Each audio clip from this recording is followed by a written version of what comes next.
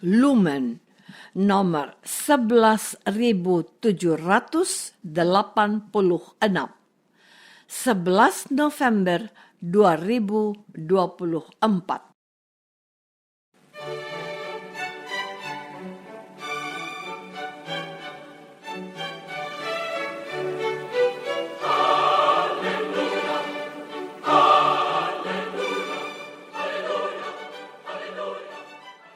Saudara pendengar di segenap penjuru tanah air, selamat bergabung dengan Lumen Indonesia. Lumen Indonesia, siap melayani Anda setiap hari. Saudara terkasih, marilah kita bersatu dalam Tuhan kita Yesus Kristus yang tidak berubah dahulu, sekarang, dan selama-lamanya. Allah Sang Maha Rahim mengasihi dan menerima sebagaimana adanya kita.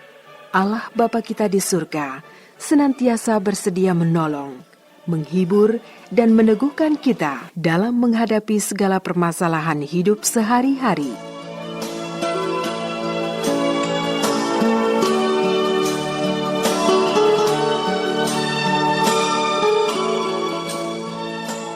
Saudara-saudari, marilah kita mendengarkan renungan dengan judul Jangan Menyesatkan.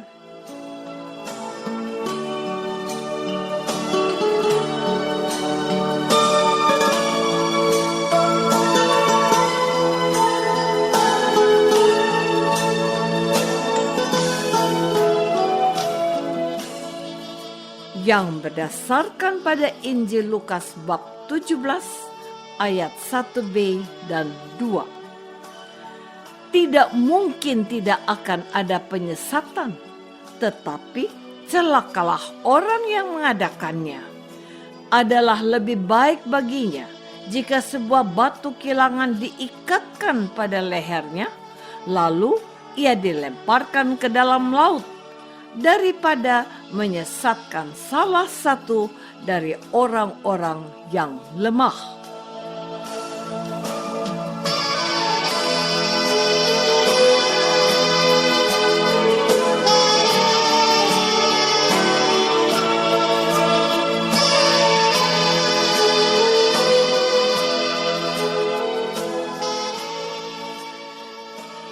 Dalam nama Bapa dan Putra dan Roh Kudus. Amin. Saudara-saudari terkasih dalam nama Tuhan Yesus Kristus. Mungkin kita masih ingat akan ungkapan ini. Malu bertanya, sesat di jalan. Peribahasa ini mau mengatakan sebuah nasihat kepada kita untuk mencari informasi yang cukup kalau kita tidak atau kurang mengetahui tujuan yang hendak kita capai. Namun, mungkin kita pernah mendengar lagu dangdut miliknya Ayu Ting Ting yang judulnya Alamat Palsu. Dalam lagu itu ternyata petunjuk yang diberikan adalah tidak sesuai dengan harapan si pencari alamat. Alamat yang dicari bukan saja salah, melainkan alamatnya palsu atau tidak benar, sehingga orang yang ingin menemukan seseorang tidak dapat berjumpa dengannya. Para leluhur kita memberikan nasihat yang sangat baik untuk orang-orang yang ingin mengetahui alamat yang hendak dituju. Ia harus berani bertanya, bukan malu-malu atau takut bertanya. Kalau seperti itu, ia akan mudah tersesat. Apakah ada penyesatan?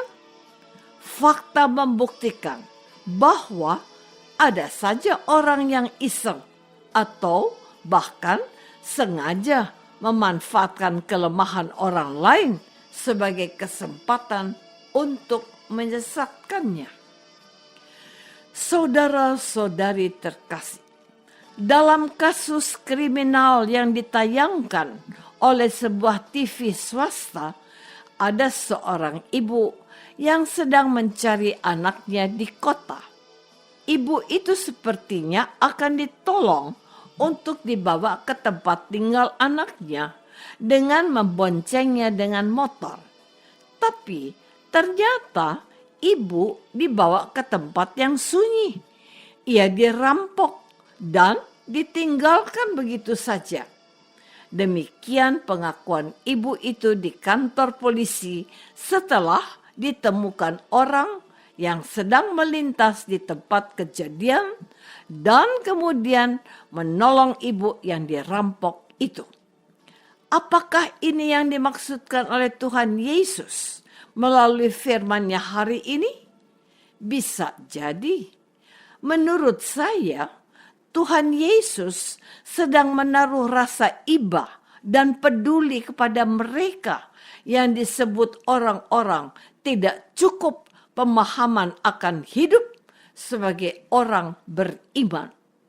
Mereka ini dengan kepolosan hatinya ingin bertemu dengan Tuhannya.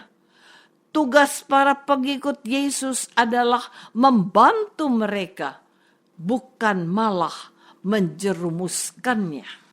Saudara-saudari terkasih, saya menemukan nada marah dalam firman Tuhan Yesus hari ini. Coba kita dengar sekali lagi. Tidak mungkin tidak akan ada penyesatan, tetapi celakalah orang yang mengadakannya. Adalah lebih baik baginya jika sebuah batu kilangan diikatkan pada lehernya, lalu ia dilemparkan ke dalam laut, daripada menyesatkan salah satu dari orang-orang yang lemah. Tuhan tidak suka pada orang-orang yang berperilaku tidak benar kepada mereka, rentan untuk dimanfaatkan karena kelebihan yang ada pada mereka. Mereka yang miskin pengetahuan ini adalah orang-orang yang sangat mudah dieksploitasi oleh orang-orang pandai atau pintar. Orang seperti itu tidak boleh diberi peluang untuk melakukan tindakan jahatnya. Bahkan Tuhan menegaskan bahwa orang jahat ini sebaiknya dibinasakan saja dengan cara ditenggelamkan ke dasar laut. Yesus mengatakan ini untuk Yudas yang berkhianat. Adalah lebih baik jika orang seperti ini tidak dilahirkan ke dunia ini. Matius bab 26 ayat 24. Tuhan benci kejahatan, tetapi juga orang yang memiliki sifat satani yang menghendaki yang jahat.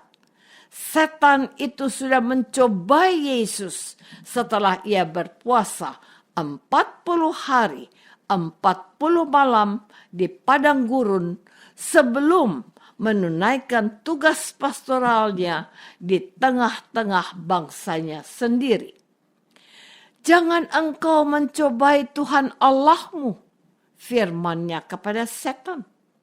Apakah setan berhenti mencobai? Tidak. Lukas menulis, setelah iblis mengakhiri semua pencobaan itu, ia mundur daripadanya dan menunggu waktu yang baik. Lukas bab 4 ayat 13. Dia masih akan menjalankan tugas penyesatan melalui para pengikutnya.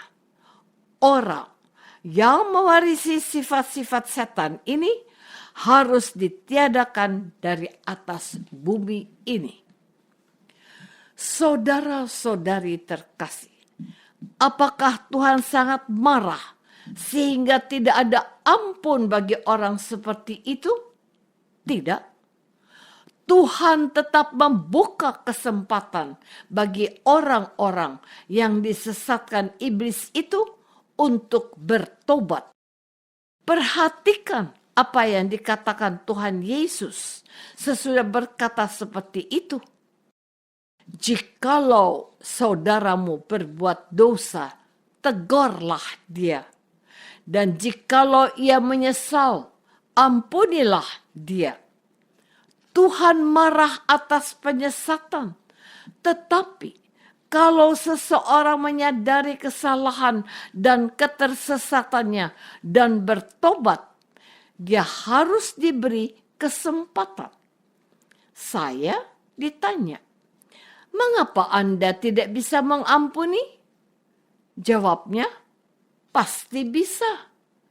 Pertanyaannya, apakah orang yang bersalah kepadaku itu menyadari kesalahannya dan mau minta maaf? Bagaimana saya memaafkan kalau orangnya saja tidak merasa bersalah dan mau minta ampun? Tuhan juga tidak mengampuni dia kalau orang menolak menerima dia sebagai Allahnya. Itulah yang disebut dosa yang tidak dapat diampuni. Jangan sesat supaya engkau tidak binasa karena kedegilan hatimu. Tuhan itu baik, Dia Maha Pengampun.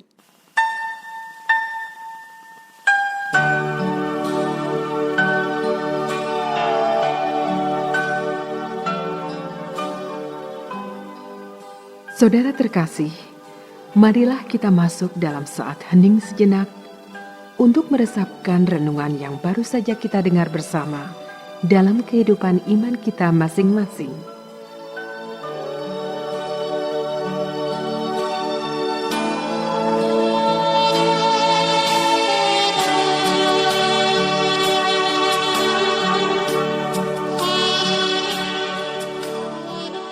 Apakah aku berusaha hidup baik dan tidak menjadi batu sandungan untuk orang lain?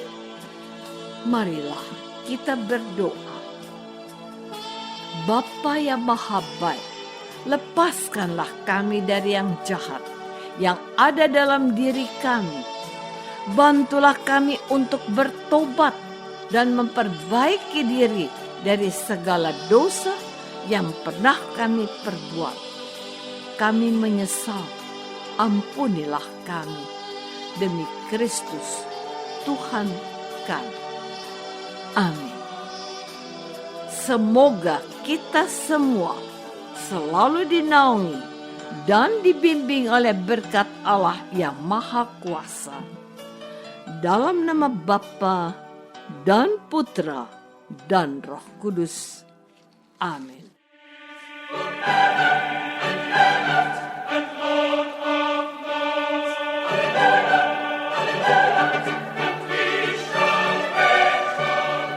Dengan penuh kasih dan sukacita, Lumen Indonesia mengundang saudara-saudara seiman di segenap penjuru tanah air.